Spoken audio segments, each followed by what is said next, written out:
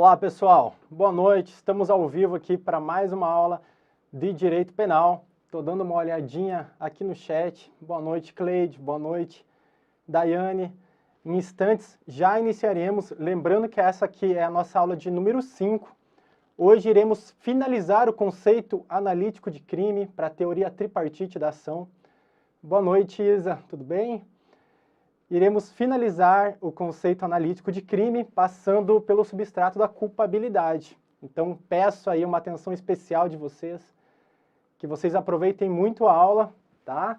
Só vou dar mais uns momentinhos aqui, que estamos dentro do horário. Vocês têm gostado da aula? Estão conseguindo captar bem os temas, uma aula objetiva, rápida, focando nos principais temas aí para as carreiras jurídicas, né? Carreiras jurídicas no geral.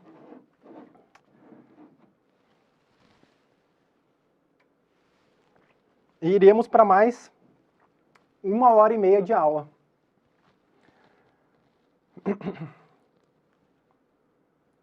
A aula da Larissa foi maravilhosa. Vai ter que se esforçar, professor. Realmente, a aula da Larissa é sensacional, viu? É sensacional. Estou tentando me esforçar aqui. Vou dar meu máximo. Boa noite, Pedro. Tudo bem? Que bom que vocês estão gostando da aula da professora Larissa. Muito bem, viu?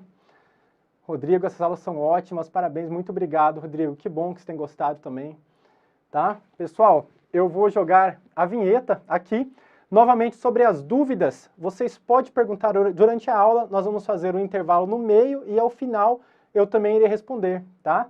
Um intervalo muito breve no meio da aula, apenas para cortar os temas e para eu responder aqui as dúvidas que eventualmente vocês possam ter.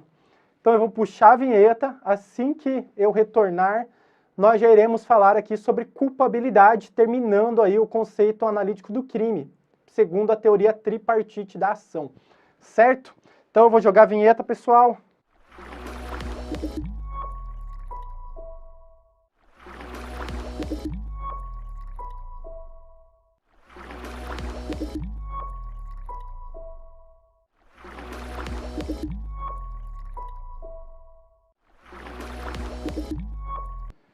Bom, vamos lá dar início a mais uma aula de Direito Penal, a nossa aula de número 5. Já tivemos aí teoria da norma na aula de número 1, estudamos a teoria do crime nas aulas 2, 3 e 4, e agora continuaremos a teoria do crime na aula de número 5, certo? Vou deixar aqui primeiramente o meu Instagram para vocês, delegado.lucaspetri. Só um segundinho, pessoal. Delegado.lucaspetri.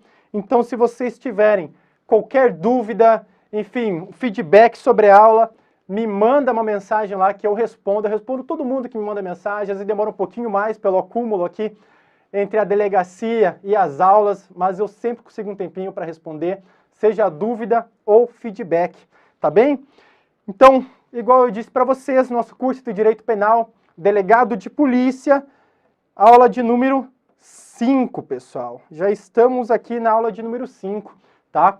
Meu nome é Lucas Petri, eu sou delegado de polícia no estado do Paraná, atualmente lotado ali em Ponta Grossa, pertinho de Curitiba, e hoje estou aqui gravando ao vivo essa aula para vocês, tá?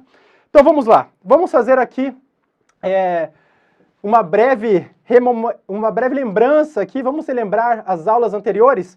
Pessoal, o que nós estudamos nas aulas 2, 3 e 4? Nós passamos pelo conceito analítico de crime. Vocês lembram que o crime tinha alguns conceitos? Conceito formal, conceito material e o conceito analítico, que esse sim é o mais estudado, tanto no âmbito de concurso público, tanto pelos doutrinadores e estudiosos do direito. Vamos lá, conceito analítico de crime. Vou puxar aqui o slide para vocês. Nós estudamos aí que o crime, segundo o conceito analítico, é um fato típico. Estudamos todos os elementos dentro aí do fato típico, conduta, resultado, o nexo causal, que é a junção entre a conduta e o resultado, e a tipicidade. Também estudamos a ilicitude ou antijuridicidade e, claro, as suas causas excludentes. Trabalhamos ali a relação entre a ilicitude e a tipicidade, todas as teorias, trabalhamos as teorias da ratio essendi, da ratio cognoscendi, teoria negativa do tipo, enfim, trabalhamos tudo que eu queria tratar com vocês. Trabalhamos legítima defesa sucessiva, legítima defesa, enfim, todas as excludentes trabalhamos na aula de número 4. E agora, pessoal, nós iremos finalizar aqui o conceito analítico de crime. Então, o que iremos ver na aula de hoje? A culpabilidade, tá? E, pessoal, eu peço aqui, desde já, uma especial atenção de vocês sobre esse elemento, esse substrato do tipo penal, aqui do conceito analítico de crime previsto dentro do tipo penal. Por quê? Porque é um elemento que cai muito, pessoal. Você que está estudando para a carreira jurídica, é um elemento que está aparecendo cada vez mais nas provas. Eu diria até que dentre todos esses elementos do conceito analítico de crime, esse é o conceito que mais tem aparecido. Qual o motivo? Não sei dizer qual o motivo específico. Eu acho que as bancas já cansaram um pouco de cobrar ali nexo causal, resultado, conduta, apesar de aparecer muito, mas a culpabilidade em si tem aparecido realmente em todas as provas, tá? Então eu peço um cuidado, uma atenção. Eu sei que às vezes o horário que você está vendo aqui essa aula pode não ajudar, mas tenta fazer essas anotações ou pelo menos prestar total atenção nessa aula de uma forma ativa, tá bem? Vocês vão perceber que eu vou falar bem rápido, porque vai ser uma aula de 1h30 e teremos tratar o substrato inteiro. Então eu espero te manter acordado, espero te manter focado na aula, tá? E já iniciaremos aqui o estudo da culpabilidade, claro que pelas teorias. Eu sei que vocês amam as teorias, tanto da culpabilidade como as teorias da conduta.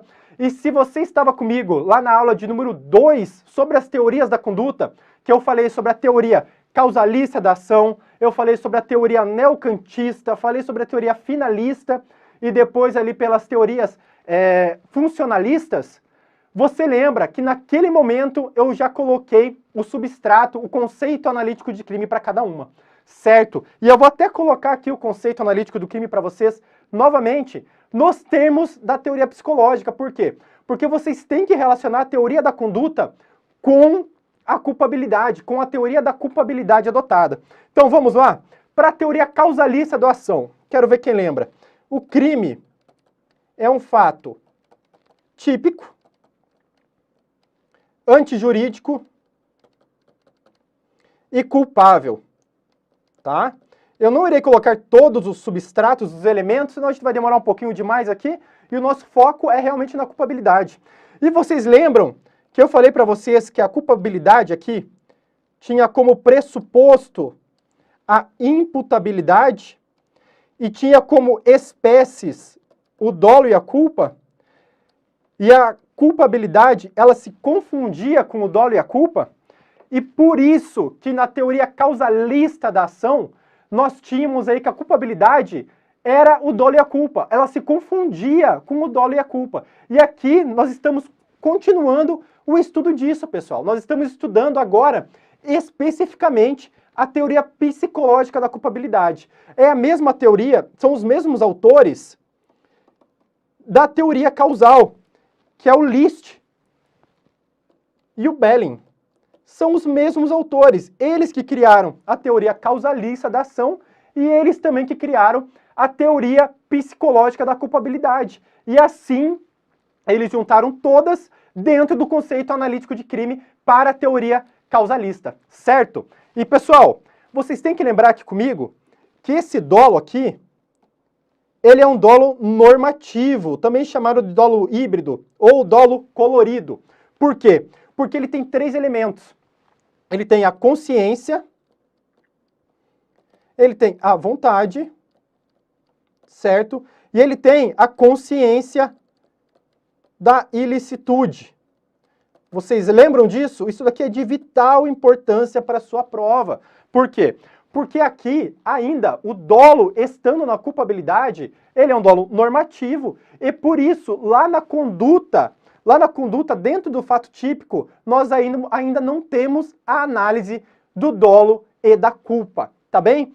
Então, eu espero que vocês tenham lembrado um pouco disso, da teoria causalista da ação, tá? E aqui, a teoria psicológica da culpabilidade, tá? Aqui eu não vou tão a fundo dentro das teorias da conduta, mas eu recomendo que você assista a aula de número 2. Nós tratamos de forma aprofundada todas as teorias da conduta, tá bem? Então, caso você não se lembre, dá uma olhadinha lá.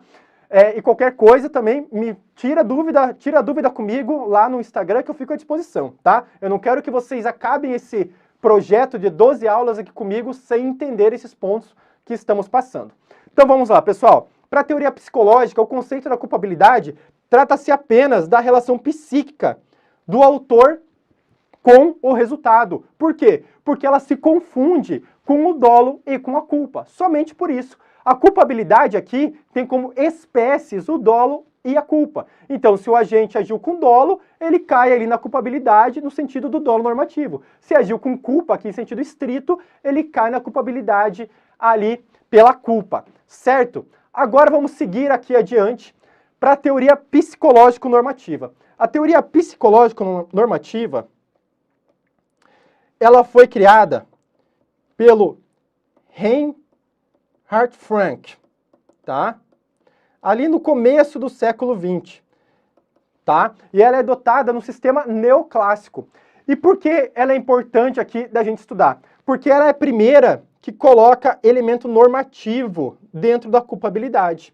Logo, a culpabilidade aqui, ela deixou de ser apenas e tão somente o vínculo psicológico, deixa eu voltar aqui para mim, a culpabilidade ela deixou de ser apenas e tão somente o vínculo psicológico entre autor e resultado, mas também foi acrescentado aí o elemento normativo, que é o elemento normativo que continua, inclusive nas teorias finalistas e nas teorias funcionalistas, que é a exigibilidade de conduta diversa, que é um elemento da culpabilidade que nós iremos estudar daqui a pouco na aula, tá? Mas então lembrem que aqui, ao invés de ser espécie da culpabilidade, o dolo e a culpa, eles são elementos da culpabilidade. Então a culpabilidade, aqui, para a teoria psicológica normativa, tem a imputabilidade, que deixa de ser um pressuposto e passa a ser um elemento. Tem o dolo ou a culpa, certo? E tem a exigibilidade de conduta diversa. E por que o nome dessa teoria é chamado de psicológico-normativa? Porque ela possui elementos subjetivos, possui ali o dolo e a culpa, e também pela primeira vez na evolução dessas teorias, ela possui um elemento normativo, que é a exigibilidade de conduta diversa, que iremos estudar daqui a pouquinho. Certo, pessoal? Então, lembrem disso, lembrem por que o nome dessa teoria, e lembre-se que ela é vinculada à teoria neoclássica da conduta, que foi aquela teoria que veio logo após a teoria causalista de ação. Tá bem? E agora vamos para a próxima, tá? A próxima eu considero que é a mais importante, por quê? Porque ela é adotada. E além disso, além dela ser adotada aqui pelo nosso ordenamento jurídico brasileiro, ela também possui algumas espécies que as bancas adoram cobrar em prova. Por quê? Porque é difícil, porque o candidato se embanana, porque o candidato tem que estudar um pouquinho a mais, aprofundar um pouco mais o tema para ele entender as espécies da teoria normativa. Mas vamos começar apenas por ela como gênero. Vamos lá. Para a teoria normativa, que é adotada hoje em dia, primeiramente, é adotada pelo sistema finalista, certo? O conceito de culpabilidade, aqui já é um juízo de reprovabilidade ou censura, que recai na conduta típica e ilícita do agente, certo? Dessa forma, a culpabilidade passou a ter somente elementos normativos. Pessoal, lembrem aqui comigo, para essa teoria, vamos montar aqui o conceito analítico de crime. É um fato típico, antijurídico ou ilícito, né? E culpável, certo? Aqui eu vou fazer com vocês inteiro no âmbito do finalismo penal. Dentro do fato típico aqui, nós temos a conduta, o resultado, o nexo causal e a tipicidade. Perfeito? Não confundam aqui com tipo penal, tipicidade. E dentro da culpabilidade, nós temos como elementos a imputabilidade, a exigibilidade de conduta diversa e a potencial consciência da ilicitude. Pessoal, muita atenção aqui. E aí, professor, e o dolo e a culpa? Não é mais abarcado pela culpabilidade? Cadê o dolo e a culpa na teoria finalista, certo? Pessoal, o dolo e a culpa eles estão aqui dentro da conduta, certo? E por que isso? Porque, segundo Wechsel, nosso amigo do finalismo penal e da teoria normativa da culpabilidade, a conduta, ela está vinculada à finalidade. Não tem como o ser humano realizar uma conduta e essa conduta dele, mesmo sendo culposa, ela ainda assim possui uma finalidade. Por isso que, para a teoria finalista da ação, conduta é um comportamento humano voluntário dirigida a um fim, certo? A conduta, ela está junto da finalidade. Logo, o dolo e a culpa, eles devem ser analisados já no primeiro substrato do tipo penal. Eles devem ser analisados ali dentro da conduta. E a culpabilidade, aqui nessa teoria, ela passou a ter somente elementos normativos. Vamos lá para os elementos? A imputabilidade, exigibilidade de conduta diversa e a potencial consciência da licitude. Professor, e o dolo normativo? Cadê o dolo normativo? Não existe mais, pessoal. Aqui, nessa teoria, o dolo passou a ser o dolo natural. Ele possui apenas consciência e vontade. Ele não possui mais a potencial consciência da licitude ou a consciência atual da licitude. Por quê? Porque o dolo, ele tinha esses três elementos. Ele foi lá para a conduta e ele deixou o rabinho dele ali. Ele deixou a potencial consciência da licitude ali na culpabilidade. Por isso que ele não é mais um dolo normativo, ele é um dolo natural, tá? Ou chamado também de dolo em preto e branco, certo? Então vocês têm que saber disso. Na primeira aula lá de teoria da conduta, eu falei para vocês, muita atenção à alteração do elemento subjetivo, do dolo e da culpa, ser dentro da conduta ou ser na culpabilidade. Porque você entendendo a mudança do elemento subjetivo que faz dentro da teoria como um todo, você vai entender a teoria do crime, você vai entender o conceito analítico de crime. Visto que na ilicitude nós não temos muita mudança. Na ilicitude, eu já falei para vocês isso, nós temos no máximo uma mudança da ilicitude formal para material. Já na conduta e na culpabilidade, nós temos aí grandes mudanças. Tá bem, pessoal? Então, vamos continuar aqui. Agora, nós iremos falar sobre as espécies da teoria normativa. Pessoal, nós temos três espécies dentro da teoria normativa. Nós temos a teoria normativa pura, também chamada de teoria normativa extremada. Temos a teoria normativa limitada, e já adianto para vocês que essa é adotada pelo nosso Código Penal, e a gente já vai ver por quê. E nós temos também a teoria chamada extremada sui generis, que é uma nova teoria que funde as duas anteriores, e vocês já vão entender comigo qual a diferenciação entre elas. Vamos lá, então, para o slide. Igual eu disse para vocês, a teoria normativa ela se subdivide em três teorias. A diferença entre elas recai no tratamento das discriminantes putativas.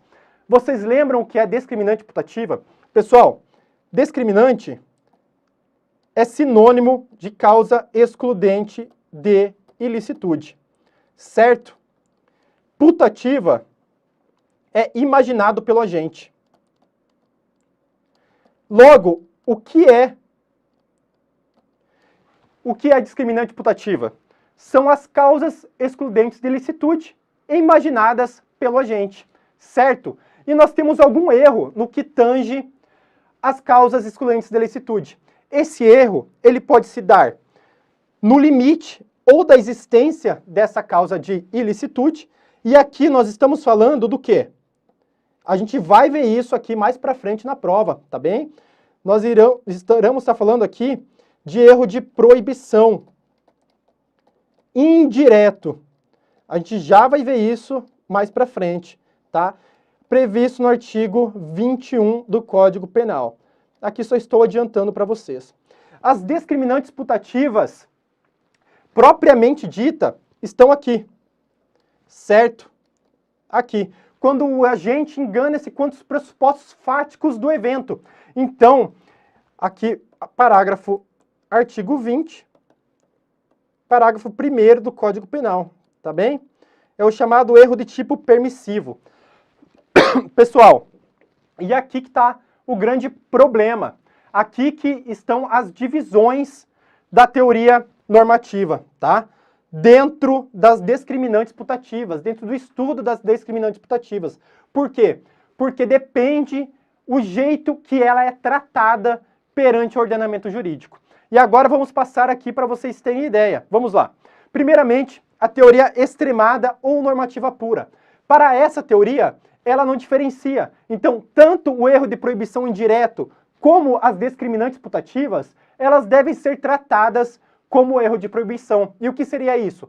Quando inevitável, exclui a culpabilidade. Quando é evitável, a gente tem uma causa de diminuição de pena. Ou seja, para essa teoria, tudo é tratado como erro de proibição. Tá? Eu vou puxar o slide aqui para vocês. Então, aqui, o erro sobre as discriminantes, ela sempre recairá sobre a culpabilidade, ora excluindo com isenção da pena, ora diminuindo a pena quando evitável. Perfeito? E, pessoal, qual é o fundamento que essa teoria extremada ou normativa pura, as pessoas que estudam essa teoria, dizem? Aqui. Porque o artigo 20, parágrafo 1º, ele fala que o agente é isento de pena, aquele que, por erro plenamente justificado pelas circunstâncias, supõe situação de fato que, se existisse, tornaria a ação legítima, tá? E não a isenção de pena quando o erro deriva de culpa e o fato é punível como crime culposo. Então, o que os colaboradores aqui dessa teoria, eles dizem? Que por ser o termo isento de pena, nós estamos falando da culpabilidade e não do fato típico. Mas, pessoal, aqui é ao em breve engano, tá? Porque no Código Penal, em várias passagens do Código Penal, nós temos isenção de pena ligada à tipicidade, tá? Em várias passagens. Então aqui é um argumento falho, tá? Essa teoria aqui, ela não é adotada, mas é muito importante que vocês entendam. Por quê? Porque as provas cobram em muito.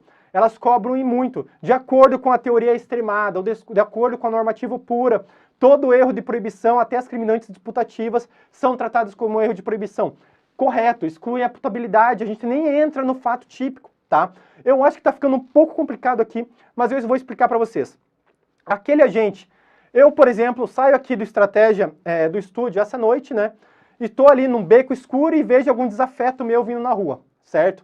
Ele tá vindo ali na rua e ele vai e coloca a mão no bolso. E ele tira ali um celular. E eu não vejo que é um celular. E eu tô armado, né? Tô armado com a minha arma funcional. Eu pego e dou 3 tiros nele. Pessoal, esse erro, vocês concordam comigo que é um erro dentro do mundo dos fatos e não da norma? É diferente do erro de proibição indireto que a gente vai ver daqui a pouco. O erro de proibição indireto, ele é sempre tratado como erro de proibição. Ele sempre exclui a culpabilidade quando inevitável. Mas aqui, vocês notem que é um erro fático. O erro está no mundo dos fatos. Eu sei que eu estou agindo em legítima defesa, certo? Só que eu tenho um erro no mundo dos fatos. Por quê? Porque eu acho que o meu desafeto, que está ali no escuro, ele vai atirar em mim. E eu, achando que estou em uma excludente de licitude, que estou sob o manto da legítima defesa, eu pego minha arma e atiro nele, certo? Dessa forma aqui, por isso que nós temos tanta divergência no que tange ao tratamento. Por quê? Porque muitos dizem que trata-se de um erro de tipo, e outros dizem que trata-se de um erro de proibição. Dessa forma aqui, na teoria extremada, a gente trata como erro de proibição. No entanto, na teoria limitada, nós tratamos como erro de tipo, tá? Aqui na teoria limitada, nós tratamos como erro de tipo. E essa teoria que é adotada pelo Código Penal, tá? Lá no artigo 20, parágrafo 1º do Código Penal. E por que que essa teoria é adotada? Estão aqui os argumentos. Primeiramente, porque a exposição de motivos do CP, apesar de não vincular, ela dispõe expressamente que é adotada a teoria limitada. E também em razão da posição topográfica, indicando que o legislador originário, ele quis que fosse tratada como erro de tipo. Por quê? Porque ali no artigo 20 do Código Penal é que é tratado o erro de tipo. E no artigo 21 é tratado o erro de proibição. Então, se o legislador quisesse que as discriminantes putativas fossem tratadas igual o erro de proibição, ele deveria ter colocado o parágrafo 1º dentro do artigo 21 e não dentro do artigo 20. E também, pessoal, o próprio artigo 20, parágrafo 1º, ele traz para a gente que o tratamento ali da discriminante imputativa é igual à do erro de tipo. Ou seja, caso seja inevitável, exclui o dolo e a culpa.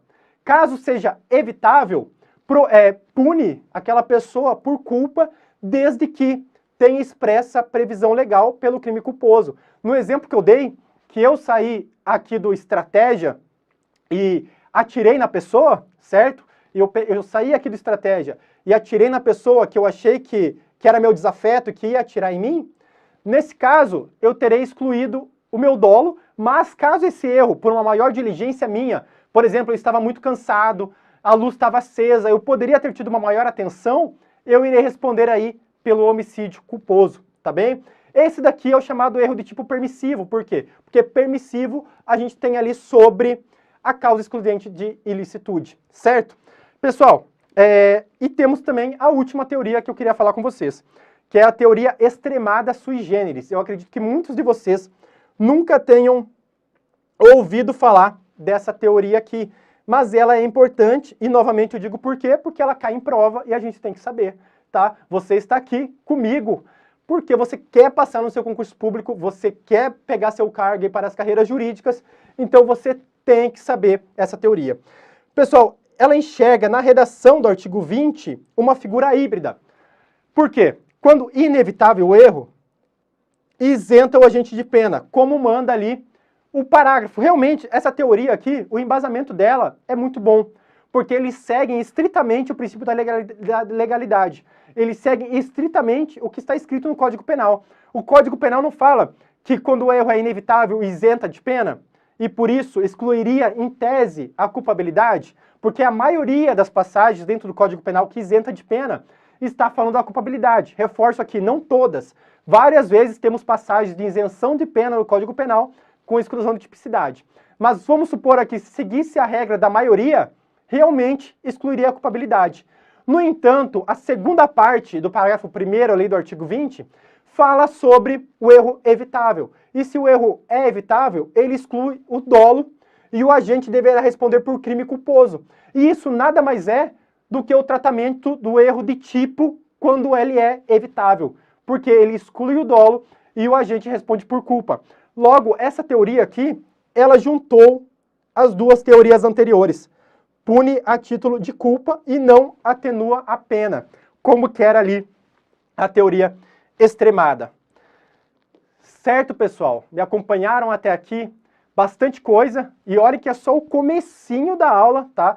Várias teorias. E vocês têm que saber aqui a diferenciação dentro dessas teorias normativa, normativa pura, normativa extremada sui generis e limitada da culpabilidade, tá? Lembrem que a teoria adotada pelo nosso Código Penal é a teoria limitada. Então, se cair na prova, não tenha medo de marcar essa, tá? Mas saibam as outras, que elas são de vital importância para a sua prova. Vamos continuar, então? Posso continuar? Vamos lá? Agora sairemos um pouco das teorias evolutivas e passaremos a estudar aqui de forma aprofundada a culpabilidade como elemento ali atual, como substrato atual, como a nossa doutrina, como a nossa jurisprudência, como o nosso Código Penal entende a culpabilidade, tá? Pessoal, igual eu disse para vocês, nós adotamos o sistema finalista da ação, tá? E por isso, o conceito de culpabilidade aqui, estrito para o conceito analítico de crime, nada mais é que o mesmo conceito da teoria normativa da culpabilidade, já que essa é adotada, né? Logo, entende-se que é o juízo de reprovabilidade, de censura ou de censurabilidade que recai sobre a formação e a manifestação de vontade do agente. Então é aquele juízo, tanto que a sociedade, como o ordenamento jurídico como um todo, faz em face do fato criminoso, tá? Pessoal, eu já adianto para vocês aqui que dependendo da onde vocês lerem a palavra culpabilidade, ela terá um sentido diferente, tá? Nós temos a culpabilidade formal, que é o juízo de valoração que o legislador faz na hora de criar o tipo penal. Então o legislador ele faz um juízo de censura sobre aquele crime. Por exemplo, o legislador fez um juízo de censura sobre o crime de homicídio. O que é esse juízo de censura? É quão grave esse crime parece perante a sociedade. O crime de homicídio ele é muito grave. Logo, a pena dele deve ser valorada aí negativamente, deve ser uma pena alta, certo? O latrocínio, por exemplo, é um crime muito grave e por isso que a pena dele é tão alta. Então, culpabilidade formal é destinada ao legislador. Já a culpabilidade material é o juízo que o juiz faz no caso concreto, tá? Temos aqui a aplicação do artigo 59 do Código Penal.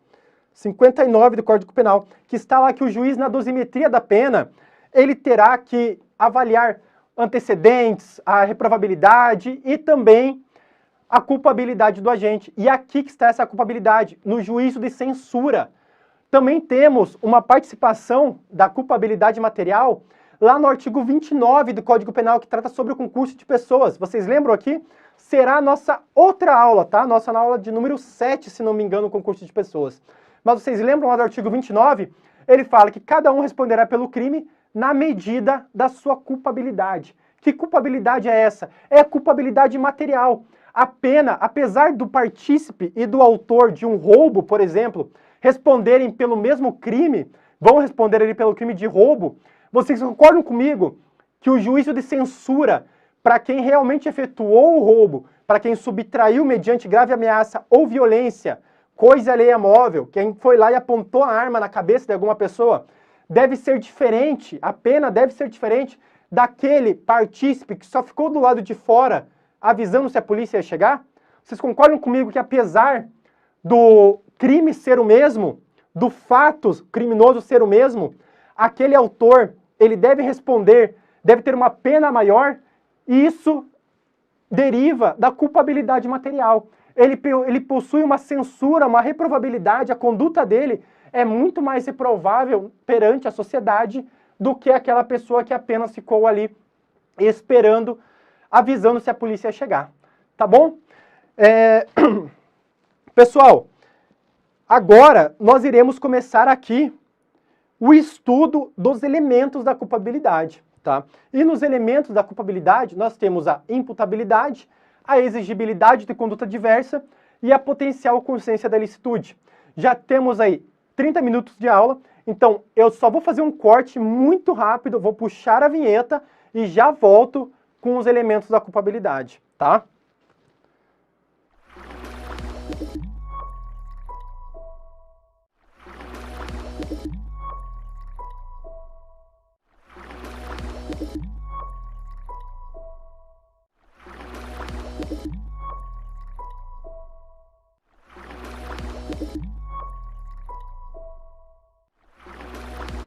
Vamos lá, pessoal, voltando já, agora começamos aqui pela imputabilidade, tá? Que é o primeiro elemento da culpabilidade. Já trago o conceito aqui para vocês, vamos lá?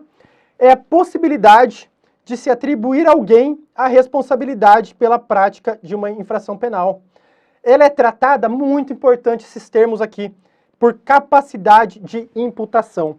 Então, você só pode imputar o delito, um fato típico e ilícito àquela pessoa se ela for imputável, tá? E aqui temos diversos critérios, queremos passar por todos, tá? Realmente por todos aqui. Eu tirei essa aula para nós falarmos sobre tudo sobre a culpabilidade, tudo que você tem que levar para sua prova, tá? Então, pessoal, a imputabilidade, ela possui dois elementos.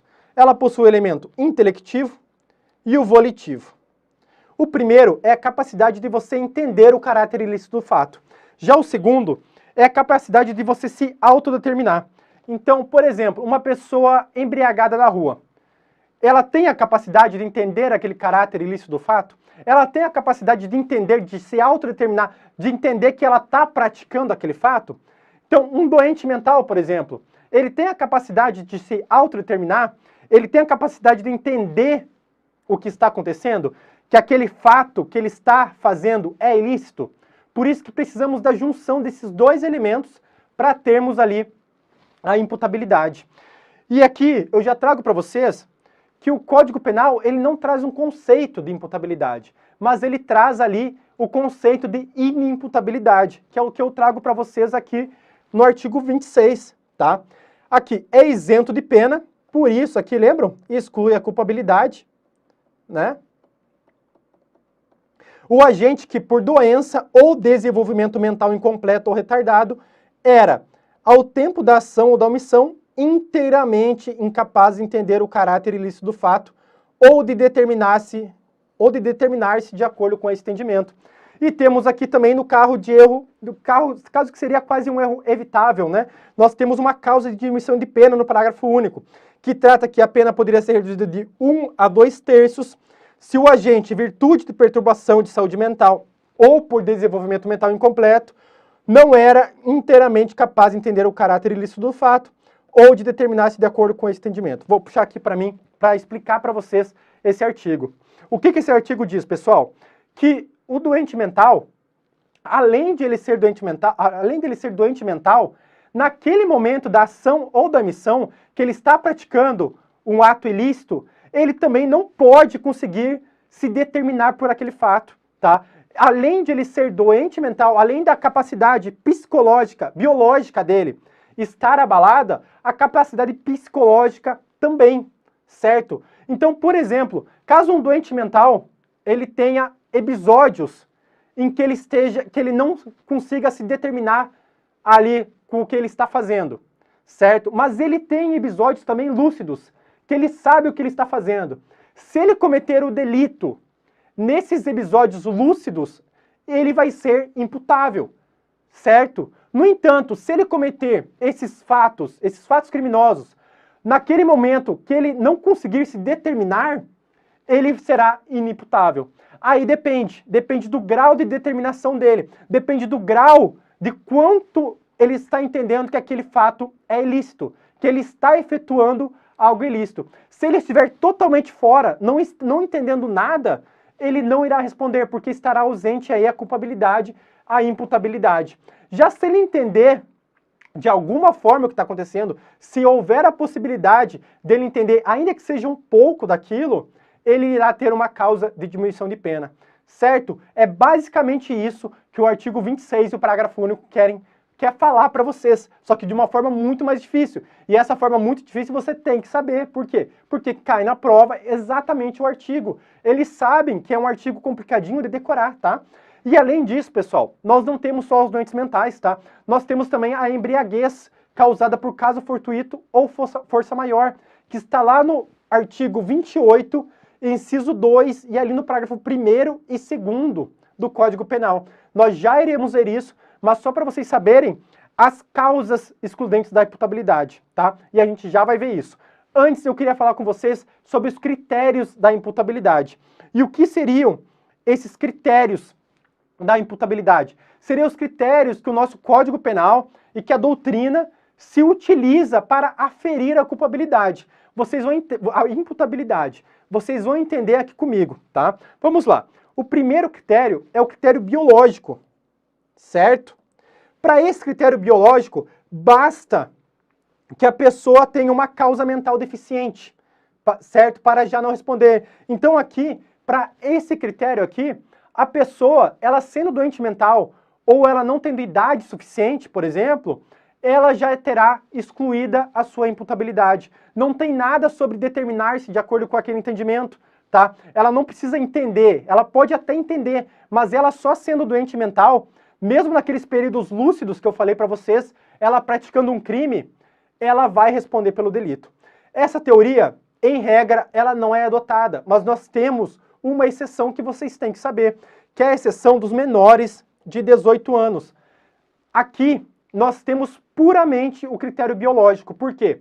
Porque não importa se o menor de idade, o menor de 18 anos, ele sabe o que ele está fazendo, certo? Na minha opinião, ele sabe, né? Eu sou delegado de polícia, eu vejo na delegacia ali os menores, eles muitas vezes sabem o que estão fazendo.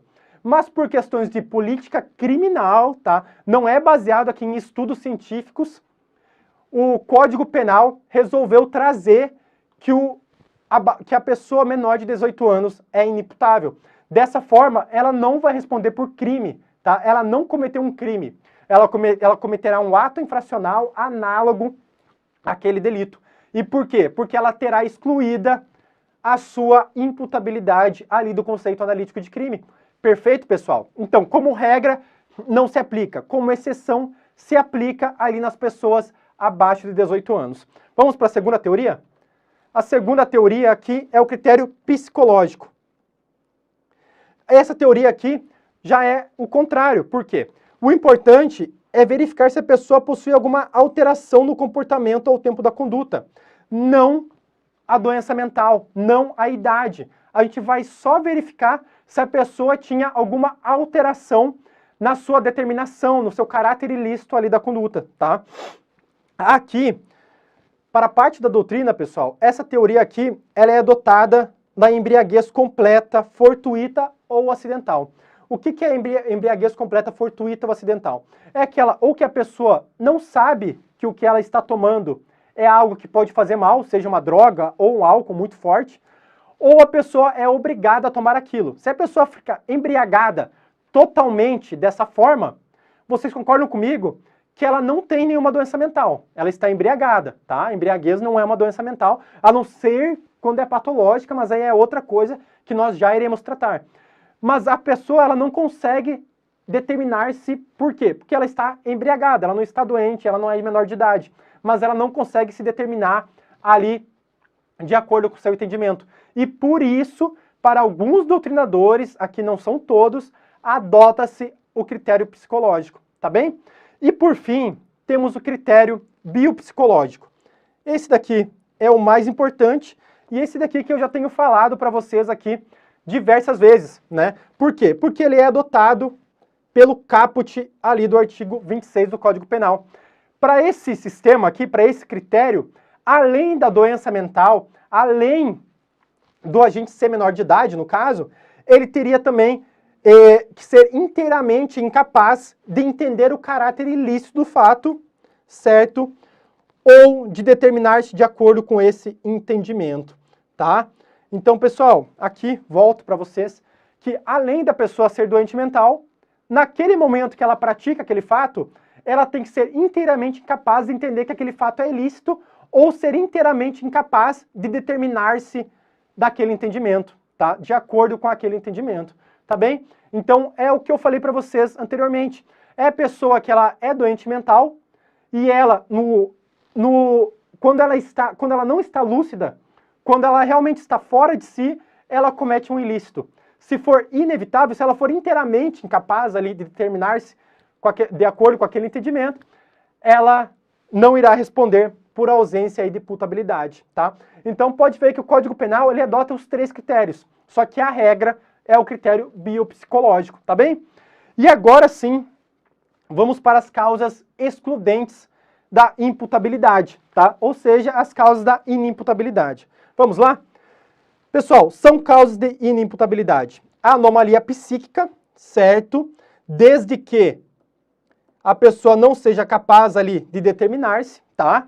Em razão de idade, menor de 18 anos, aqui eu friso para vocês. Aqui é motivo de política criminal, tá? Não há nenhum estudo, aliás, nenhum não, né? Mas não há estudo científico comprovado que o menor de idade não tenha condição de se determinar, tá? Mas por motivos de política criminal é que o nosso Código Penal entende que o menor de 18 anos é inimputável.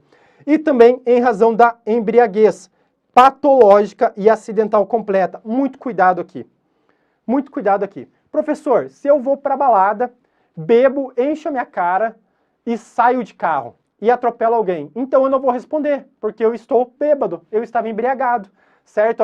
Eu não estava conseguindo me determinar naquele momento, eu não estava entendendo o caráter ilícito do fato. Aqui não, pessoal, aqui já não. E a gente já vai ver o porquê. Nós iremos falar aqui da teoria da actio libera in causa, uma teoria muito importante. E a gente já vai ver. Por isso que eu coloquei aqui nas causas de inimputabilidade apenas e tão somente a patológica, que a patológica nada mais é do que uma doença mental, tá? Ela é tratada aqui como doença mental. E a acidental completa, que é caso fortuito, que eu já falei aqui para vocês, ou força maior. Perfeito? E aqui uma questão para vocês. E a emoção e a paixão, pessoal? E a emoção, eu estou totalmente apaixonado totalmente apaixonado, totalmente. Eu vou lá e mato a minha ex-namorada, né? Pessoal, então eu não respondo pelo crime? Não. A emoção e a paixão, elas não excluem a imputabilidade, tá? Elas não excluem. Por previsão legal expressa, lá no artigo 28, inciso 1 do Código Penal. No entanto, eu peço uma atenção especial de vocês aqui, tá? Uma atenção especial. Por quê? Apesar de a emoção e a paixão não excluírem a imputabilidade penal, muitas vezes elas podem ser ou utilizadas como atenuantes, tem a atenuante lá no artigo 65 do Código Penal, ou também como causa de diminuição de pena. Vocês querem um exemplo aqui? Vou dar um exemplo para vocês. Lá no artigo 121, parágrafo 1º do Código Penal. Vocês lembram o que é o artigo 121? Crime de homicídio, matar alguém. E o que está lá no parágrafo 1º do artigo 121? Está lá que se o agente comete o homicídio por relevante valor social ou moral, ou pelo domínio de violenta emoção, certo? Logo em seguida, a injusta provocação da vítima, há uma causa de diminuição de pena. Aqui, a emoção, a violenta emoção, né? Ela é utilizada como uma causa de diminuição de pena. Notem que ela nunca excluirá a imputabilidade, tá? No entanto, ela pode servir aí ou como uma atenuante, prevista lá no artigo 65 do Código Penal, ou como uma causa de diminuição de pena, desde que expressamente, como é o caso lá do artigo 121, parágrafo 1º. Tá bem? Agora vamos lá para embriaguez, que é um tópico que vocês têm que saber, porque aparece muito, despenca em prova. E essas espécies aqui que eu trouxe para vocês são as que aparecem e são as que existem, tá? Eu trouxe aqui todas para vocês. O nosso curso, apesar de curto, ele está sendo muito completo. Eu estou trazendo todos os temas que eu pego aqui para trazer para vocês, que são os temas que mais aparecem nas provas de delegado de polícia. Quando eu trago eles nessa pequena 1h30 que nós temos aqui, eu trago tudo, tá? Eu realmente trago ele de forma completa. Quando precisar aprofundar alguma coisa a mais, eu vou falar para vocês. Olha, pessoal, esse tema aqui tem muito mais a ser aprofundado. Eu não vou conseguir dar conta nessa aula, tá? Mas aqui na culpabilidade, nós iremos realmente tratar tudo que vocês precisam para ser aprovado na sua carreira jurídica. Perfeito? Então vamos lá. Primeiramente, o conceito de embriaguez. É intoxicação transitória causada pelo álcool, substância e defeitos análogos. Certo? A pessoa ali fica intoxicada e se perde, né? Ela não consegue mais se determinar, ali não sabe mais o que está acontecendo. E, pessoal, nós temos algumas espécies de embriaguez. A primeira é a não acidental. Ela aqui é colocada como voluntária ou culposa, que nada mais é dos exemplos mais comuns que nós temos, tá? A embriaguez não acidental, voluntária, é aquela que a pessoa sai ou bebe em casa, né? Mas a pessoa bebe sabendo que vai ficar bêbada. Ela bebe para ficar bêbada, tá? Já a culposa, ela bebe, esse é o exemplo mais comum, acredito, né? Vocês que saem à noite, aí vocês sabem. A embriaguez culposa, pior que concurseiro é difícil sair à noite, né? Mas quando vocês voltarem a ter uma vida normal, quando vocês conseguirem, na sexta ou no sábado à noite, vocês vão voltar a sair. E vocês vão notar como a embriaguez culposa é comum, que são as pessoas que bebem e não têm noção e acabam perdendo a noção, né? Se tem ali uma embriaguez. Certo? Pessoal, importantíssimo. A embriaguez aqui, não acidental, ela nunca exclui a imputabilidade.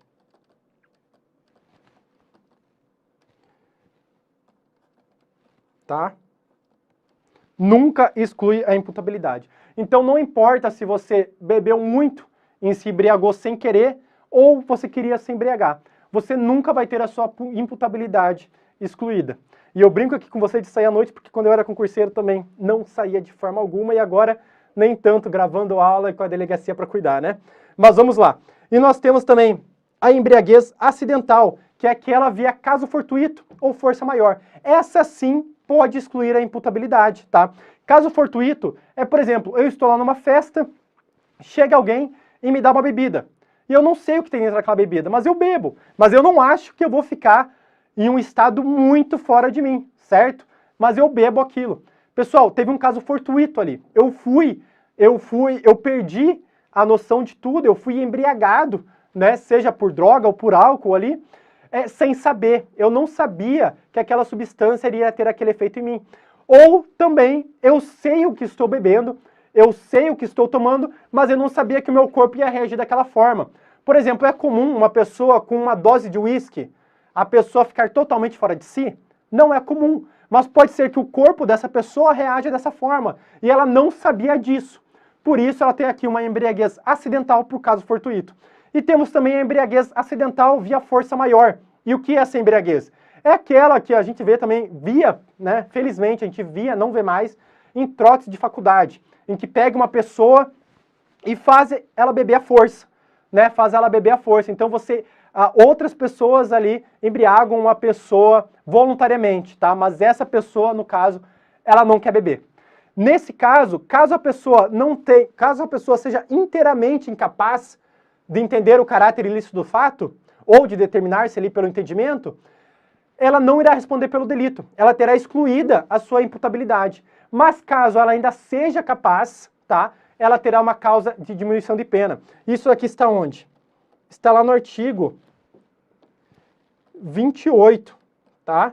Parágrafo 1º e 2º do Código Penal, tá bem? Pessoal, a embriaguez patológica, de aqui nós já estamos falando de outra coisa, tá? Aqui a pessoa, ela realmente tem um problema com a bebida. Ela tem um problema com a bebida, aquela pessoa que bebe o dia inteiro, ela tem realmente um problema com a bebida.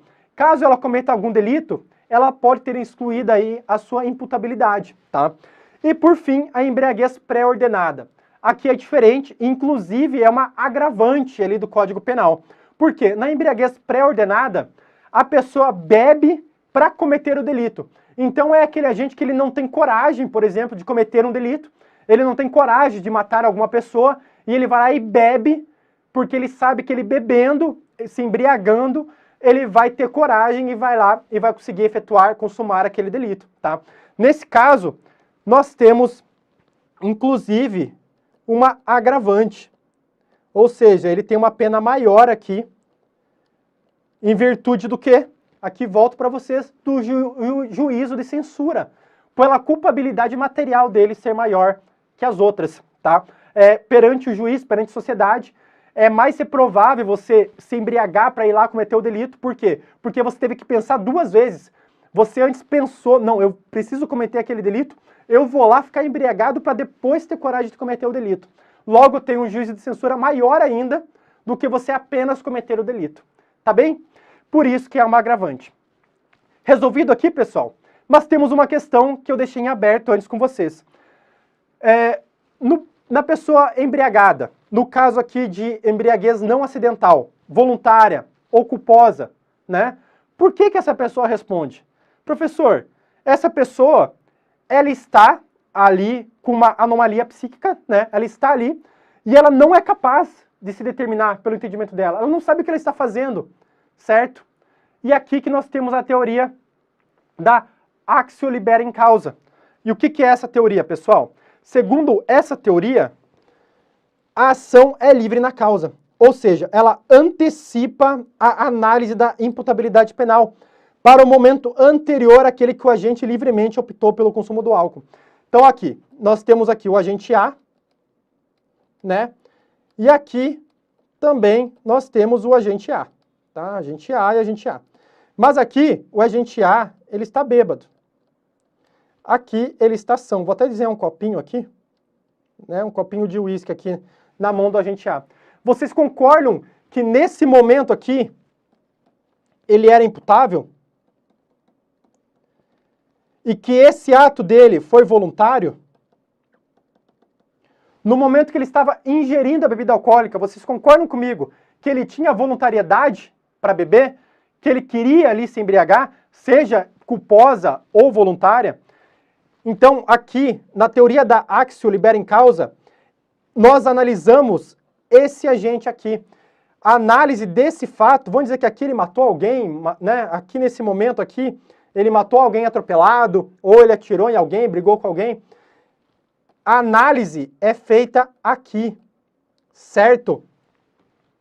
Então, a análise da imputabilidade dele é feita no momento anterior. Porque senão não seria possível. A pessoa iria beber e não iria responder por nenhum ilícito. Iria cometer um ilícito e não iria responder por nada. Por quê? Porque ela ia alegar que ela não era capaz de se determinar naquele momento, de entender o caráter ilícito daquele fato, tá? Mas, pessoal, aqui, como, muito importante, tá? Muito, muito importante. Eu vou até apagar aqui para vocês, tá? Eu acho que vocês já entenderam. Eu acho que vocês já entenderam aqui que volta a análise no momento que a pessoa estava bebendo. Na embriaguez pré-ordenada, a mesma coisa, certo? Volta naquele momento. Aplica-se também a teoria da axio libera em causa. Por quê? Porque naquele momento anterior, a pessoa estava se embriagando, quis se embriagar para cometer o delito posteriormente, tá bem?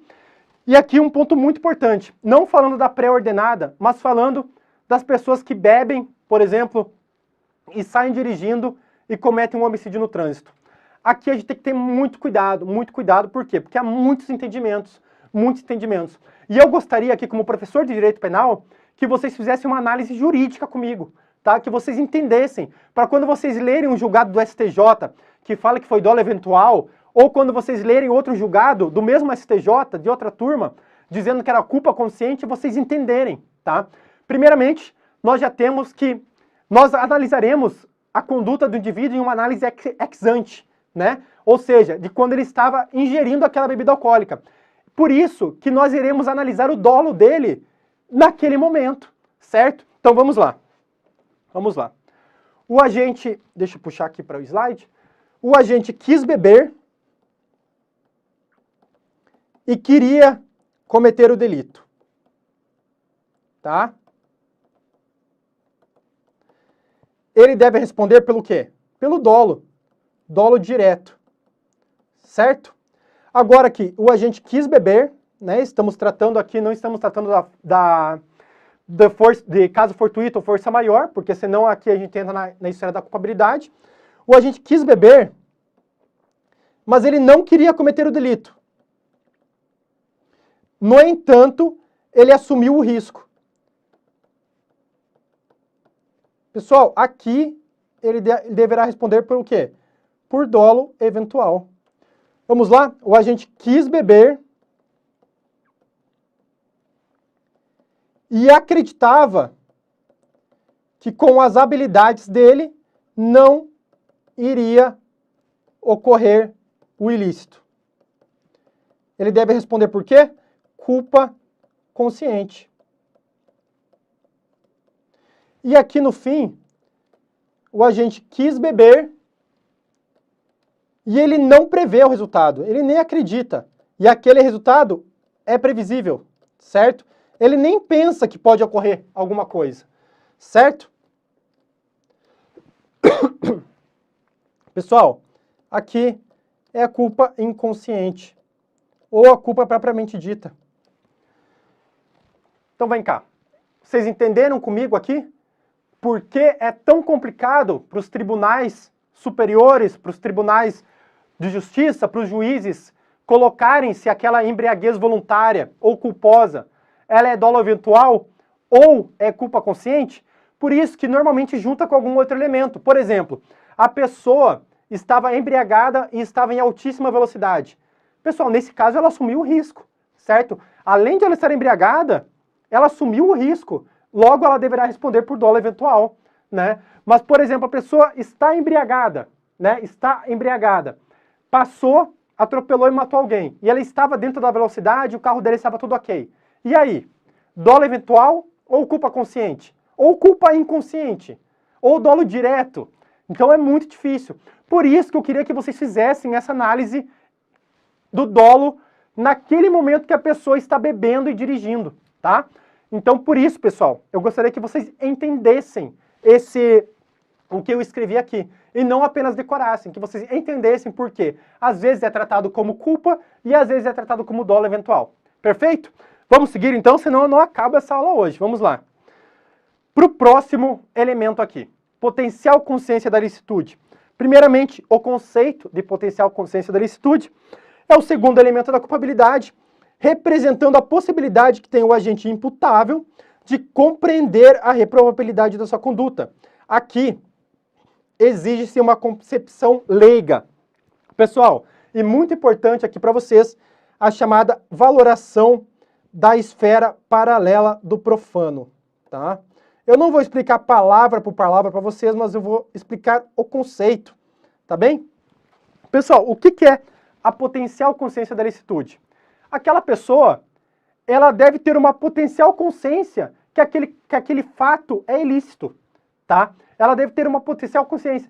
Mas, professor, então a pessoa tem que ser estudante de direito? Não, não. Por quê? Porque nós não requeremos aqui uma potencial consciência da licitude formal, tá? Nós queremos aqui uma potencial consciência da licitude leiga. E o critério utilizado aqui pela nossa doutrina e pelo Mesger, aqui que trouxe esse termo para nós, é a valoração da esfera paralela do profano, que deve ser feita não pelo homem médio, mas por aquela pessoa nas situações que ela estava. Ela poderia ter consciência de que aquele fato era ilícito? Vocês entendem? Por isso, pessoal, por isso que aqui estamos dentro da culpabilidade, tá? Por isso, por quê? Lembram que o dolo normativo, ele tinha esse elemento dentro dele? Agora não tem mais. O dolo está lá na conduta e deixou aqui a potencial consciência da licitude, tratando-se aí de um elemento normativo agora da culpabilidade, tá?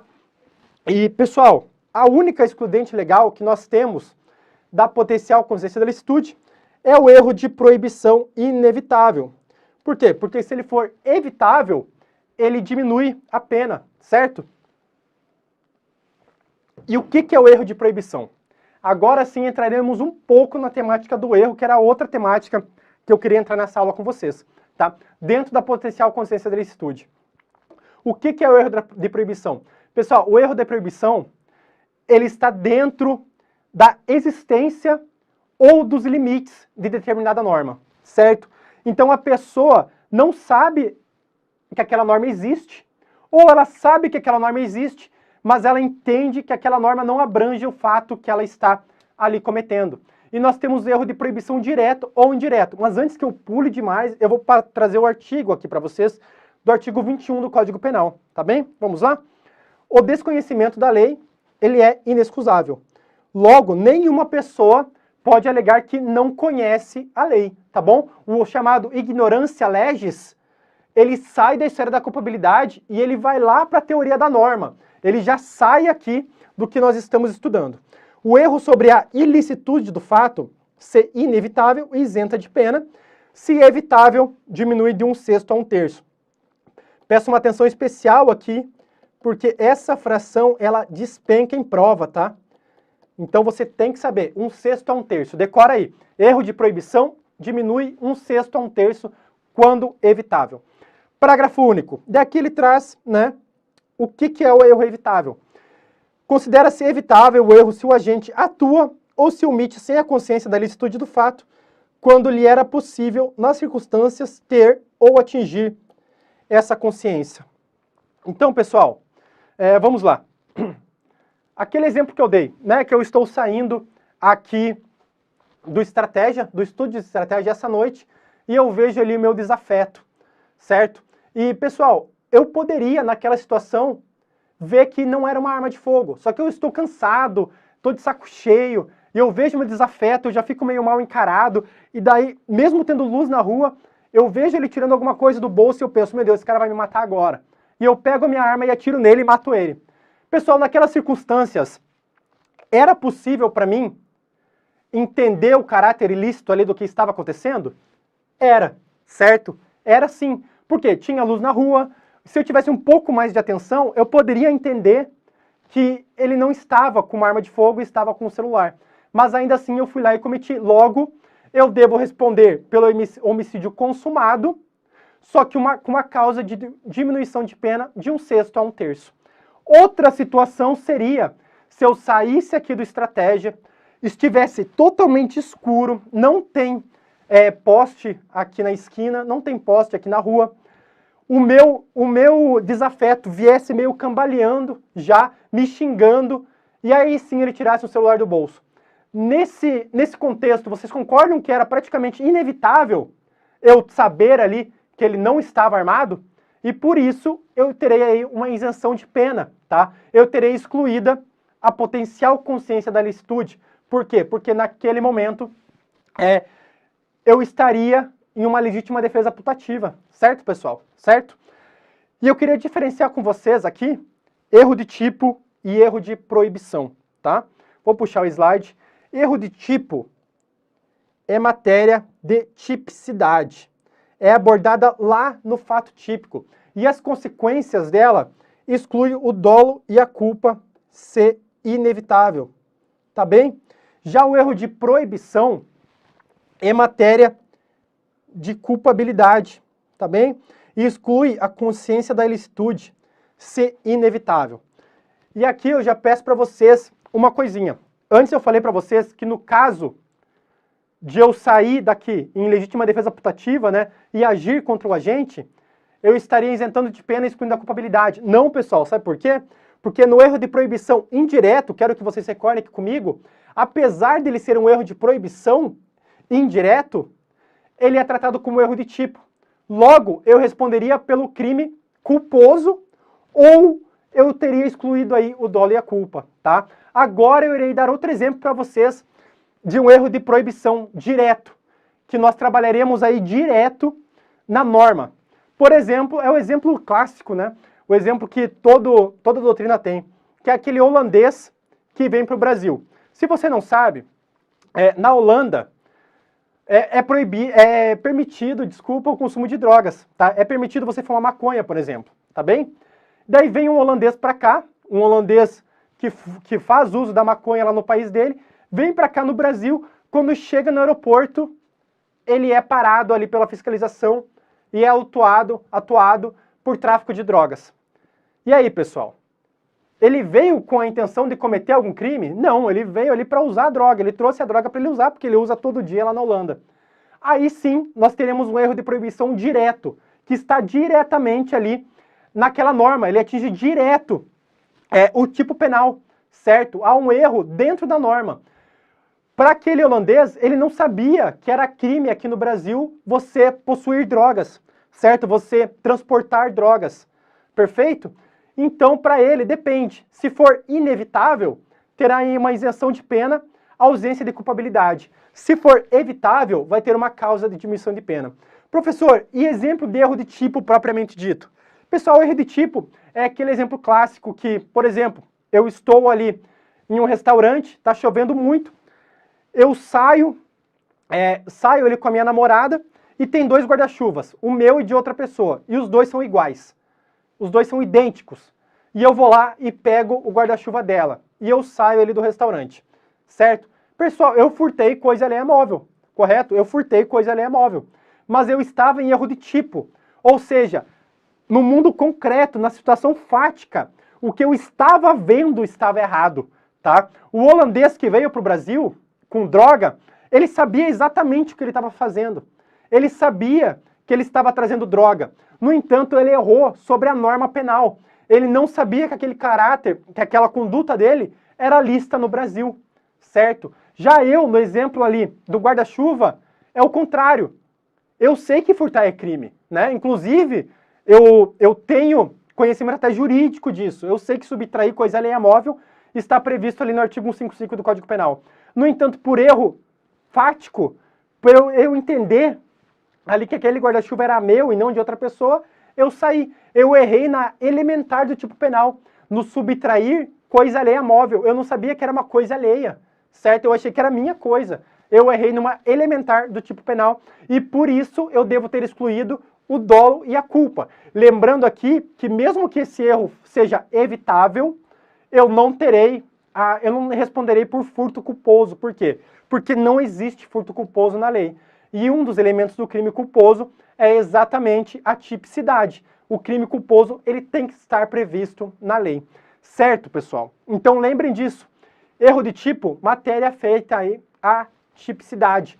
Erro de proibição, estamos falando da ilicitude, tá bem? E agora vamos lá para as espécies de erro de proibição, tá? Vamos lá para as duas espécies que nós temos. O erro de proibição direto, que é quando a gente se engana a respeito da norma proibitiva ignorando a existência ou não conhecendo o seu âmbito de incidência. Vocês querem outro exemplo aqui? Além do holandês, é daquela pessoa, né? Esse exemplo é pouco dado agora, porque praticamente não existe mais isso, né? Mas imagine lá nos anos 60, aquela pessoa que ela morava lá no meio do mato, ela não tinha contato nenhum com a população, certo? Ela nunca tinha visto outra pessoa a não ser o pai, a mãe e os irmãos dela. E aí ela vem para a sociedade, ela passa ali no mercado, pega umas coisas e sai. Ela nem sabe que aquilo ali tinha que pagar, ela nem sabe que subtrair as coisas ali, subtrair coisas ali imóvel é crime, porque ela está tão acostumada a apenas aquele mundo dela, que ela vem para a sociedade e ela não sabe agir. Aí nós teremos outro erro de tipo, um erro de proibição direto. Por quê? Porque está na norma proibitiva, tá bem? Ela sabe exatamente o que ela está fazendo, mas ela não sabia que aquilo era lícito, tá? E temos também, claro, o erro de proibição indireto, tá bem? Também chamado de erro de permissão. Pessoal, e aqui vocês têm que ter cuidado, tá? Vocês têm que ter bastante cuidado. Eu já falei aqui para vocês que nós temos dois erros, certo? Nós temos, primeiramente, de erro quando a gente fala sobre excludente de ilicitude. O primeiro é sobre a existência ou limites da excludente. E o segundo é a discriminante putativa. Nós já falamos isso daqui lá nos primeiros slides, tá?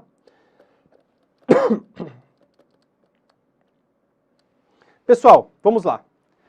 Quando eu falo de discriminante putativa, olha, novamente eu vou falar aqui com vocês. Eu tenho erros nos pressupostos fáticos. É o exemplo que eu falei de eu saindo aqui do estudo de estratégia e eu entendo que o meu desafeto quer me matar, tá bem? Nesse caso, apesar de ele ser um erro de proibição, ele é tratado como erro de tipo, segundo o artigo 20, parágrafo 1º. Mas eu quero falar com vocês agora do erro de proibição indireto. E o que é esse erro? É quando a pessoa erra no que tange a existência ou os limites da causa excludente de ilicitude. Vamos para dois exemplos? Eu chego na minha casa, né? E a minha esposa está me traindo com outra pessoa, certo? E eu vejo e eu entendo aquele fato. Eu armado, eu tiro a minha arma e eu penso, bom, a minha honra aqui está sendo violada. Então eu vou agir em legítima defesa. E vou pegar e vou matar ele, ela, os dois, certo?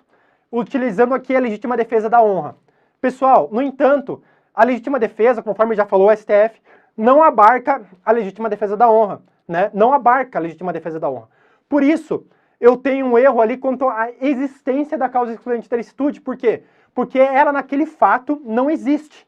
Então vocês entendem comigo aqui que eu estou entendendo totalmente o que está acontecendo. Eu estou vendo a minha mulher me trair, eu estou pegando a minha arma, eu tenho o dolo de matar aquela pessoa, ela, ele ou os dois ali. Eu sei tudo o que está acontecendo, mas eu acredito que eu estou sob o manto ali de uma excludente de ilicitude. Nesse caso, nós temos um erro de proibição indireto. E aqui, se inevitável, isenta de pena. Se evitável, diminui aí de 1/6 a 1/3. Agora, outro exemplo sobre os limites da excludente. Vem uma pessoa me dar um soco, certo? A pessoa vem me dar um soco e eu pego a mesma coisa. Eu já caio no chão, eu estou em legítima defesa, certo? Eu realmente estou em legítima defesa. Só que eu pego e dou um tiro nela.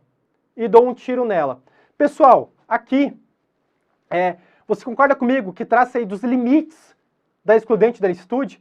Que eu passei os limites, a gente já falou aqui sobre excesso intensivo e extensivo. Na nossa última aula de ilicitude, nós falamos sobre excesso intensivo ou extensivo. Aqui nada mais é do que o excesso intensivo, em que eu utilizei dos meios de forma imoderada, certo? Eu utilizei um meio que ultrapassou o limite do que aquela excludente de ilicitude ali permitia, tá bem? E por esse motivo eu devo responder com uma diminuição de 1/6 a 1/3 ou, se inevitável, isenta de pena, tá? Então aqui nós temos que o erro de proibição direto, ele está direto na norma, ele cai ali no elementar da norma, certo? Eu não falei aqui sobre nenhuma excludente. a pessoa ela erra diretamente o tipo penal. É o holandês que não sabe que transportar drogas aqui no Brasil é crime. Ou é aquela pessoa que nunca viu a sociedade e vem para cá e não sabe que subtrair coisa alheia móvel é crime. Já no réu de proibição indireto, ele está ali atrelado às causas excluentes de ilicitude, certo? Seja pela existência ou pelos limites dela. Pessoal, passando aqui, vamos para o próximo elemento. Deixa eu tomar uma água aqui, senão não vou aguentar dar aula amanhã para vocês novamente, viu? Pessoal, por fim, nós temos aqui a exigibilidade de conduta diversa, que é o nosso último elemento da culpabilidade. São os 3 elementos aí. Finalmente chegamos no último. Vamos lá para o que é? Pessoal, exige-se que nas circunstâncias do fato, tá, o agente tivesse a possibilidade de atuar com o ordenamento jurídico. Primeira coisa, eu falei para vocês lá na primeira aula, na segunda aula, desculpa, que nós começamos a falar sobre teorias da conduta, que o conceito analítico de crime, você nunca vai ouvir alguém falando que o crime é um fato antijurídico, culpável e típico. É sempre nessa ordem. É um fato típico, antijurídico e culpável. E a gente vai analisando elemento por elemento. Se parou ali, se não tiver um elemento, nós nem passamos ao próximo. Por exemplo, não há conduta. Nós não vamos chegar na ilicitude, certo? E aqui, pessoal, dentro da culpabilidade é a mesma coisa. Para a gente chegar na análise da exigibilidade da conduta diversa, que é o nosso último elemento, nós temos que ter passado a tipicidade, a ilicitude, a imputabilidade, que já é um elemento da culpabilidade, e a potencial consciência de ilicitude. Aí sim nós chegamos aqui na exigibilidade da conduta diversa. E o que seria isso? Você não pode exigir de alguma pessoa que ela haja conforme o direito, dependendo a situação. Então aqui estará presente a exigibilidade da conduta diversa se a pessoa poderia agir conforme o ordenamento jurídico naquela situação e ela não agiu, tá? Ela não agiu. E nós temos 2 exemplos legais previstos ali no artigo 22 do Código Penal, que seria o quê? A coação irresistível ou estrita obediência à ordem de superior hierárquico, tá bem? Pessoal, atenção aqui. Coação moral, ela deve ser irresistível. E ela é chamada de vis compulsiva, tá? Muito importante, tá? Que é diferente de vis absoluta. Aqui é a coação física irresistível. Tá? Então vamos lá. Vamos lá para 2 exemplos. Primeiramente, vamos falar diretamente do que é a coação moral irresistível. A pessoa, ela tem dolo e tem culpa. Ela sabe que ela está cometendo aquele delito. No entanto, há uma coação moral para que ela cometer aquele delito. Por exemplo, o gerente de um banco, né? Ele tem uma senha master ali de um cofre do banco. Ele vai para casa, chega na casa dele, tem 3 pessoas com a família dele, com as 2 criancinhas e com a mulher dele. Uma arma na cabeça de cada uma. E fala para ele bem assim: você vai voltar lá no banco, você vai retirar o dinheiro que está naquele cofre com a sua senha e vai trazer aqui pra gente. Senão, a gente vai matar a sua família. E você que não avise nenhuma polícia, porque nós temos aqui como saber, e a gente, a partir do momento que a polícia começar a chegar, a gente vai matar a sua família inteira. Pessoal, para mim, isso é uma coação moral irresistível. Por quê? Porque qualquer pessoa naquela situação não agiria de acordo com o direito. Então, esse gerente do banco, ele vai lá até o banco, usa a senha dele, pega o dinheiro, leva para casa e dá para os sequestradores. Ele cometeu um delito? Cometeu. Ele subtraiu coisa alheia móvel. Inclusive, aqui, poderíamos colocar até abuso de confiança, né? Poderia ser até um furto qualificado. No entanto, só será punido, ele não será punido. Só será punido ali os autores imediatos, que são os sequestradores. Então, esses sequestradores, eles vão responder por 2 delitos. Eles podem responder ali por tortura em concurso material com o furto, certo? Ou nesse caso nem viria uma tortura, né? Porque não torturou a pessoa, mas até poderia ser colocado uma tortura psicológica perante o gerente do banco, mas até um cárcere privado, uma tortura, se fosse eu ali como delegado já colocaria uma tortura, um cárcere privado e também um furto, certo, pessoal? Já o gerente do banco não vai responder por nenhum, por quê? Porque outra pessoa também não agiria conforme o direito nessa situação. E se for uma coação moral resistível? Resistível. Por exemplo, chega alguém para você está ali na rua, chega alguém para você e fala, olha, eu vou quebrar seu carro se você não matar aquela pessoa, certo? Eu vou quebrar seu carro aqui se você não matar aquela pessoa. Pessoal, o bem jurídico patrimônio é muito menor que o bem jurídico vida, certo? Para essa pessoa, ela pode agir conforme o direito. É uma coação moral resistível, mas ainda assim ela pensa, não, meu carro, meu patrimônio, ela pega a arma ali e vai lá e mata aquela pessoa. Nesse caso ela vai responder, só que ela vai ter ali uma atenuante de pena, tá? Mas ela vai responder pelo homicídio. Perfeito? E vocês não podem confundir com a coação física irresistível. Por quê? A coação física irresistível é como se essa pessoa que me mandou matar outra, que mandou a gente ali matar outra, ele pegasse na mão da pessoa, colocasse a arma e atirasse. Aí nós temos uma coação física irresistível. E isso daqui é avaliado lá na conduta. Por quê? Porque não há conduta, certo? Eu não tive a vontade de praticar aquela conduta. Logo, há uma exclusão da conduta. Vocês não podem confundir aí os dois institutos, tá? Um é coação moral e outro é coação física. E por fim aqui, a obediência hierárquica não manifestamente legal. Por quê? Se ela for manifestamente legal, o subordinado hierárquico ali, ele também vai responder pelo delito, já que é uma ordem manifestamente legal. Por exemplo, eu lá como delegado de polícia na minha delegacia, eu chego para o investigador e falo, olha, eu quero que você vá lá e mate aquela pessoa. Olha, aquele réu está me dando muito trabalho aqui, não estou mais conseguindo investigar ele, eu quero que você vá lá e mate. Mate ele, beleza? E o investigador vai lá e mata. Pessoal, essa é uma ordem manifestamente legal, certo? Eu sou superior hierárquico dele? Eu sou, certo? No entanto, essa é uma ordem manifestamente legal. Nós dois iremos responder. Ele terá uma atenuante, eu terei uma agravante, mas nós dois iremos responder pelo delito.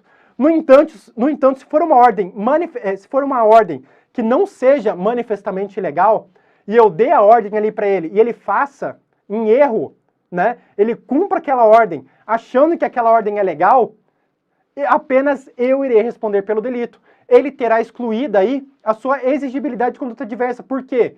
Porque outra pessoa, como meu subordinado, como subordinado hierárquico ali de outra pessoa, ela cumpriria aquela ordem. Também, certo? Ela também cumpriria aquela ordem.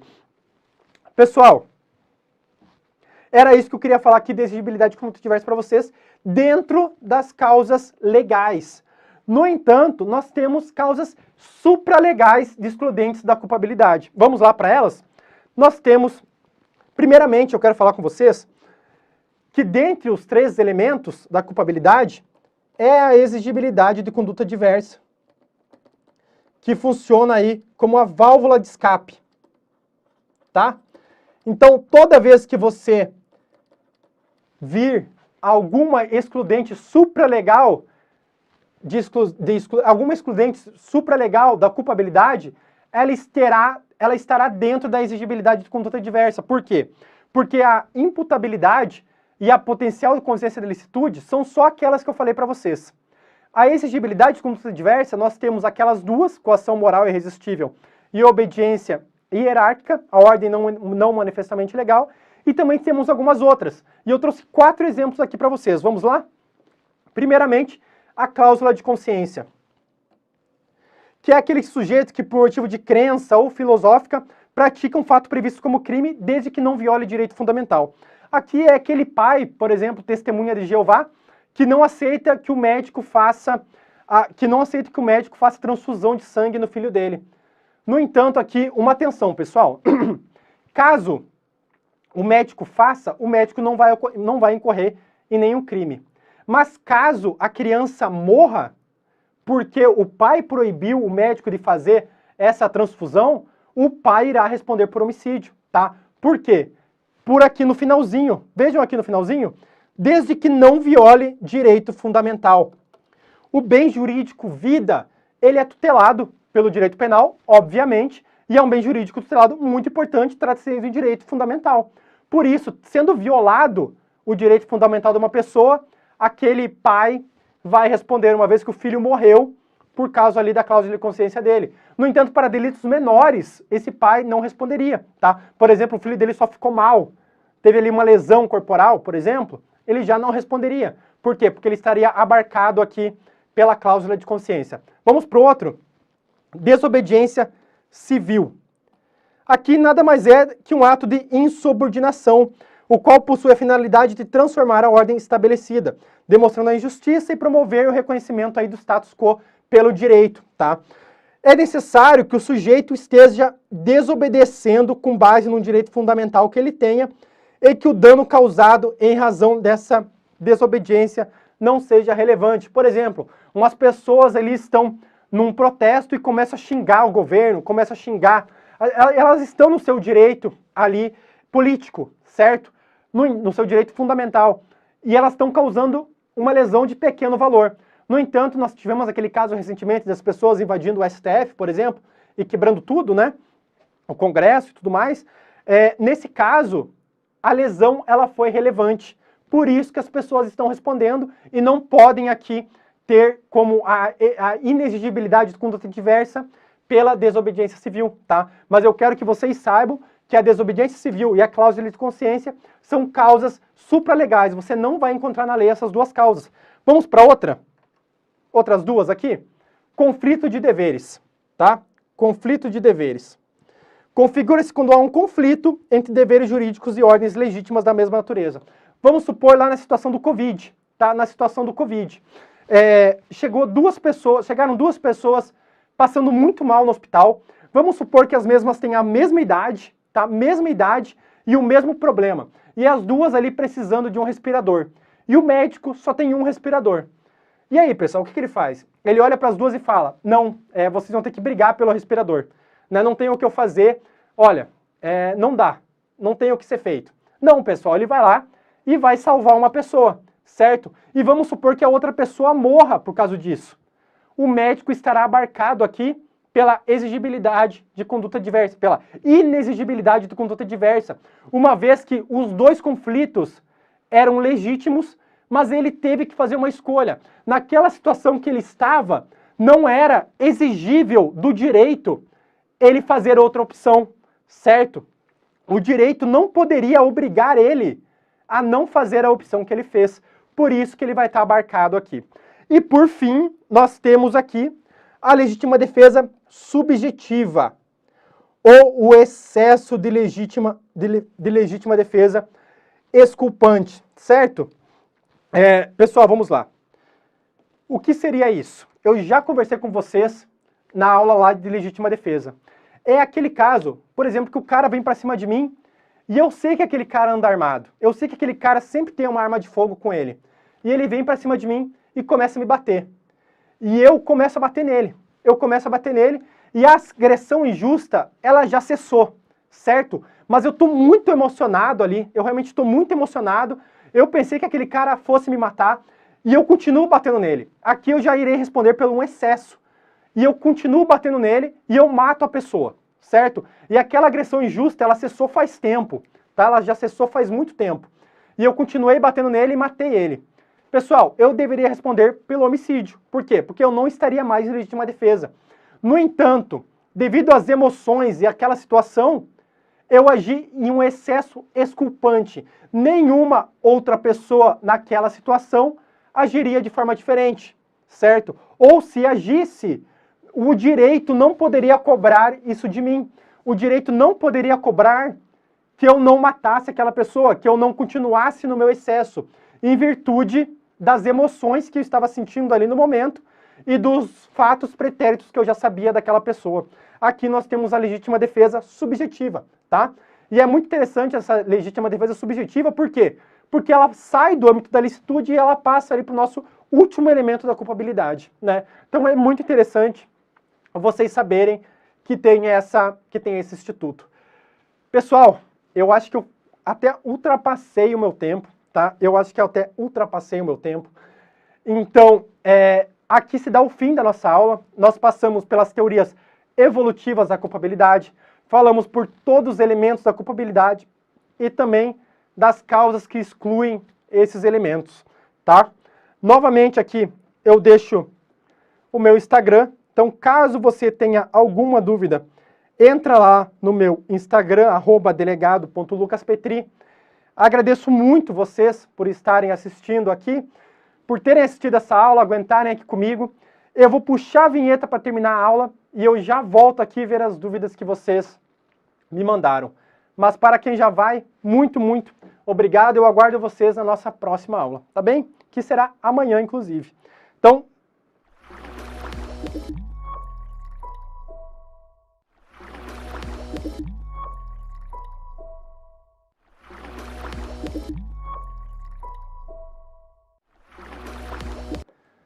vamos lá, pessoal. Voltei aqui. Agora deixa eu ler o chat.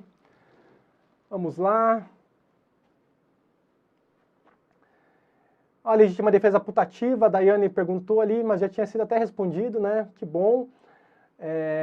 Embriaguez pré-ordenada. Aqui eu acredito que foi quando eu estava falando da axio libera em causa. Realmente se aplica na embriaguez pré-ordenada, porque a pessoa lá bebe para depois cometer aquele ilícito. E o momento a gente avalia a imputabilidade dela no momento da conduta, certo? E bom, pessoal, não tivemos mais dúvidas, então eu fico muito feliz, né? Acredito que todos tenham entendido, estejam aqui comigo nessa noite, né? Já são 10h30 da noite aí, já passamos o nosso horário, mas agradeço muito, que bom que vocês gostaram, aqui vejo os comentários, vários comentários, o pessoal participando e gostando da aula. Muito obrigado a todos, tá? Muito obrigado. Me segue lá no Instagram, caso você tenha chegado agora. Temos várias aulas já gravadas aqui no YouTube, essa aula ficará gravada. Então, se eu falei muito rápido, você terá a chance de assistir novamente, tirar as suas dúvidas, tá bom? Jandir ali, muito obrigado pela aula de hoje. De nada, imagina. Obrigado pela participação. E é isso, pessoal. Então, deixo aqui meu muito, muito, muito obrigado, tá? Estaremos de novo juntos em breve. Temos mais 7 encontros de direito penal. Essa foi a nossa aula de número 5 ainda. Então, na próxima aula já passaremos por mais temas, tá bom? Boa noite, Daiane, Rômulo, obrigado, gostaram da aula. A Cleide, a Luciane, muito obrigado, tá bom? Fábio ali. Bruno, parabéns pela aula, obrigado, viu, pessoal? Boa noite para vocês, bom descanso agora, acredito, para quem for estudar ainda, bons estudos. E é isso, até o nosso próximo encontro, tá? Até a próxima!